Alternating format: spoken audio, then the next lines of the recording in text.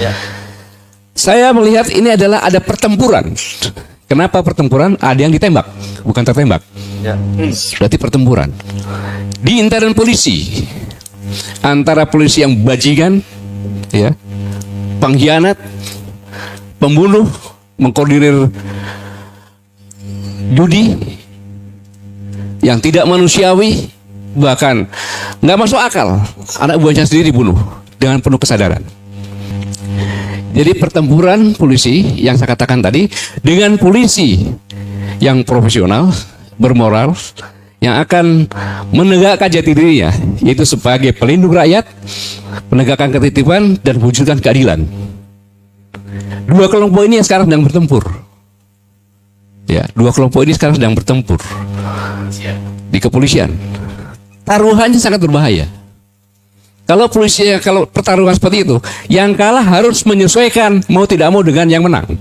Nah, kalau ini yang menangnya bajingan, maka seluruh polisi harus jadi bajingan. Kalau enggak, keluar dia atau tidak ditembak. Ini soal Sambo ya dan lembaga kepolisian ini. Ini kan saya ingat dulu ya, waktu Pak Gatot masih jadi Panglima TNI itu sudah mulai sinyal-sinyal loh soal ini ya. Soal ada senjata dengan senjata, soal macam-macam lah sebenarnya. Jadi sebenarnya bagaimana sih Bapak melihat apa yang sebenarnya terjadi dari sisi Bapak melihat soal Sambo ini? Nanti ada satu lagi, ada pertanyaan lain lagi selain ini. Silakan Pak, kalau berkenan, kalau enggak jangan ditinggal Pak. Dijawab juga aja. Terima kasih Hersu, Ya. Bang Hersu ya. Jadi saya melihat ini sesuatu yang sangat amat berbahaya. Ya, jadi kepolisian itu adalah institusi yang sangat luar biasa. Jadi orang yang sudah dilatih dididik, dilatih didik, diorganisir, diberi persenjataan, dilindungi hukum, kemudian langsung dibawa presiden. Dengan kekuasaan yang lebih besar ini, saya melihat apakah under control atau memang dikendalikan oleh pimpinan awalnya dengan membentuk Satgas Merah Putih. Ya benar, Satgas Merah Putih namanya. Ya. Satgasus Merah Putih. Saya bukan hanya melihatnya sekarang kasat mata, tapi saya melihat Satgas ini sudah sangat luar biasa. Dia sudah menyiapkan rambu-rambu. Ya, sudah menyiapkan rambu-rambu untuk bisa aman. Yaitu Undang-Undang Kepolisian Republik Indonesia Nomor 7 Tahun 2020. 1 tahun setelah, kurang lebih lah 1 tahun atau 2 tahun setelah Satgasus Merah Putih ini, dia sudah menyiapkan. Jadi seandainya ada apa, dia siap. Tapi intinya Bang Hersu, Ya. saya melihat ini adalah ada pertempuran. Kenapa pertempuran? Ada yang ditembak, bukan tertembak. Ya. Berarti pertempuran di intern polisi, antara polisi yang bajingan, ya, pengkhianat, pembunuh, mengkoordinir judi yang tidak manusiawi, bahkan nggak masuk akal. Anak buahnya sendiri dibunuh dengan penuh kesadaran. Walaupun ada dua teori, orang yang seperti itu, yang pemberani, semua orang yang adalah penakut. Yang berani hanya ada dua, orang gila sama Dio atau Sakau. Ini juga delik hukum. Jadi pertempuran polisi yang saya katakan tadi dengan polisi yang profesional, bermoral, yang akan menegakkan jati dirinya, yaitu sebagai pelindung rakyat, penegakan ketertiban dan wujudkan keadilan. Dua kelompok ini yang sekarang sedang bertempur. Ya, dua kelompok ini sekarang sedang bertempur di kepolisian. Taruhannya sangat berbahaya. Kalau polisi, kalau pertarungan seperti itu, yang kalah harus menyesuaikan mau tidak mau dengan yang menang. Itu teori gitu kan? Nah, kalau ini yang menangnya bajingan, maka seluruh polisi harus jadi bajingan. Kalau enggak, keluar dia atau tidak ditembak. Makanya saya himbau kita semuanya, beri kesempatan kepada Kapolri untuk membersihkan semuanya. Jangan ganggu. Kalau kita tidak bisa membantu, doakan agar polisi yang profesional, yang mempunyai jati diri, yang membela rakyat, melindungi rakyat, menciptakan keadilan dan menjaga ketertiban masyarakat menang. Maka sebagian tadi dalam melawan imperialisme dan komunisme tadi kita bisa menang. Tapi kalau tidak, bersiap-siaplah kamu jadi budak. Jadi itu yang saya sampaikan. Contoh undang-undangnya kita lihat saja, ya kan? Dengan kode etik masih ada lagi waktu 3 hari untuk mengajukan banding. Setelah banding, etika banding menyiapkan kurang lebih 30 hari. Setelah itu jaraknya 21 hari. Dan yang lebih parah lagi, undang-undangnya saya lupa. Itu 3 tahun kemudian, Kapolri boleh meninjau ulang. Oh, Perpol itu, peraturan Kapolri Iya. nomor 22 tahun nomor 7 tahun 7 2022 Iya. 20 ini yang saya sampaikan tadi. 2020, ya. Tadi saya katakan 69 ya, saya nggak tahu pasal berapa. Itu bisa. Ya. Inilah yang saya himbau kepada Presiden dan Menko Polhukam untuk meninjau peraturan polisi yang seperti ini. Ini kurang ajar. Secara etika hukum kurang ajar. Karena seorang perwira tinggi diberhentikan oleh Presiden kan? Betul. Nah sekarang Presiden sudah memberhentikan 3 tahun lagi hanya dengan keputusan Kapolri bisa diralat lagi. Siapa lo? Ya. Ini kan bertentangan dengan undang-undang yang lebih tinggi.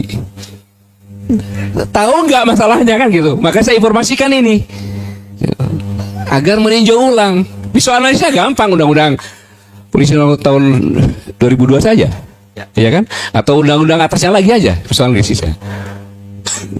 Ya. Ini loh, jadi seolah-olah Presiden nggak dianggap sebagai tangan Kapolri untuk meralat lagi lagi. Jadi jangan puas kalau sekarang Sambo dan kawan-kawan sudah dipecat gitu ya. Karena kalau toh nanti bandingnya dia ditolak juga, artinya dia dipecat secara permanen dan kemudian Presiden kan yang mencopot kalau jenderal itu Iya. ya. Itu nanti Keputusan Presiden. Iya, keputusan Presiden dengan peraturan Kapolri 3 tahun lagi bisa ditinjau lagi. Bisa ditinjau lagi dan minta Presiden untuk lagi. Gimana ceritanya nih? Kayak gitu. Maka saya hanya menghimbau saja, mari kita sama-sama saksikan, ya kan? Polisi yang mana yang menang, ya? Kalau nanti Sambo sekarang aja sudah kelihatan nih, kalau kita nggak kasih supporter kepada polisi yang baik, bisa kalah. Oh sama-sama terdakwa kok bebas, iya kan? Ya kan? Sebagai tahanan rumah ya kalau nggak salah ya? Enggak, Ibu Putri Sambo maksudnya. Iya. Enggak, itu enggak ditahan. Dia yang enggak apa statusnya bukan tahanan rumah ya saya kira ya.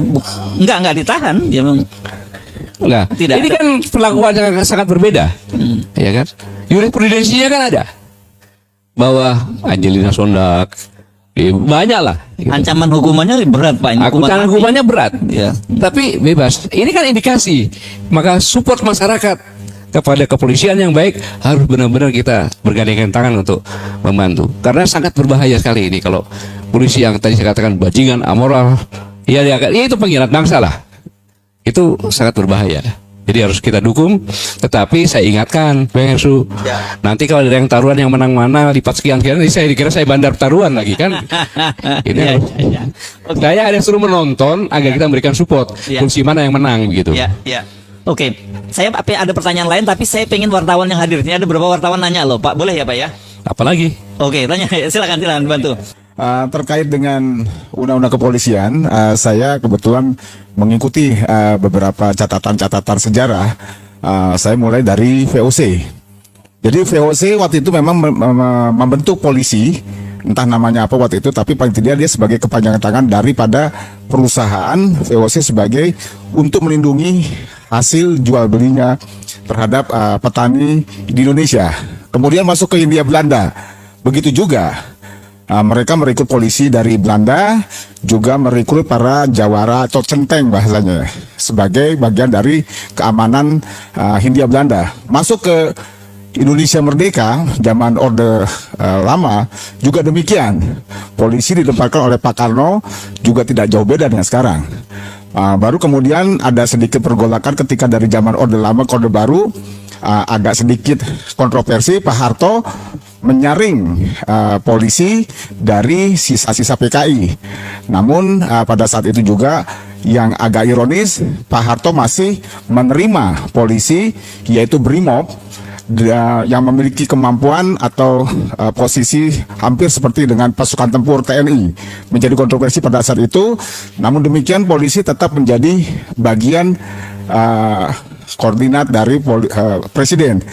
Nah, masuk ke reformasi juga sama. Agak mending pada saat itu Gus Dur. Meskipun beliau memposisikan polisi di bawah Gus Dur berani memecat Waktu itu Panglima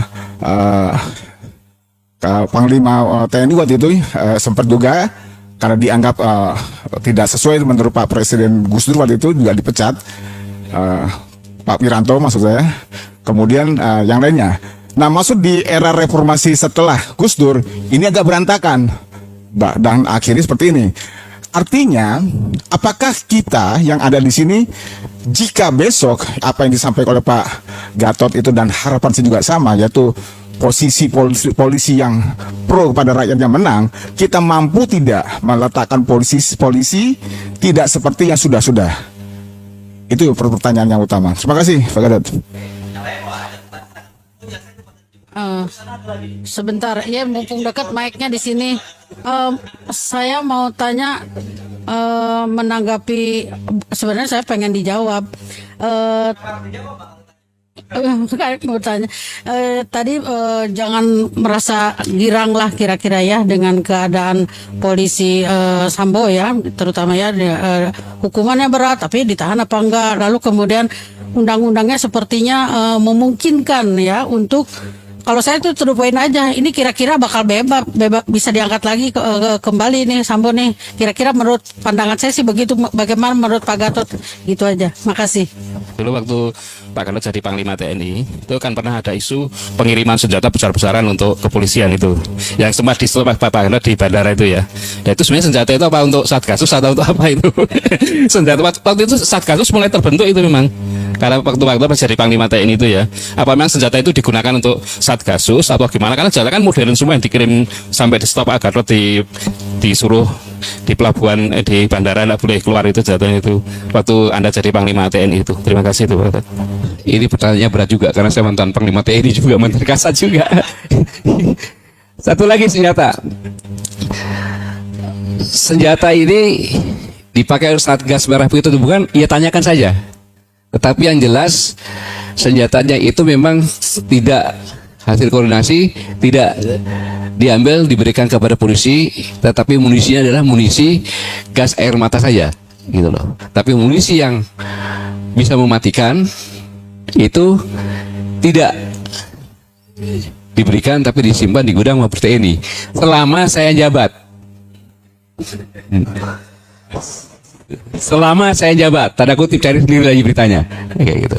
Tapi itu berseri aja, aku tanya lagi, gitu. Selama saya jabat, saya pastikan tidak keluar dari gudang. Saya pastikan itu. Setelah saya tidak jabat, ya, walau alam. Kalau saya sebutkan ini, karena saya sama Pak Adi ribut-ribut, padahal nggak pernah ribut-ribut kan gitu. Itu ya jawabannya ya. Itu aja. Terima kasih Bang Ersu. Terima kasih banyak Pak Gatot, sekali lagi. Plus buat Pak.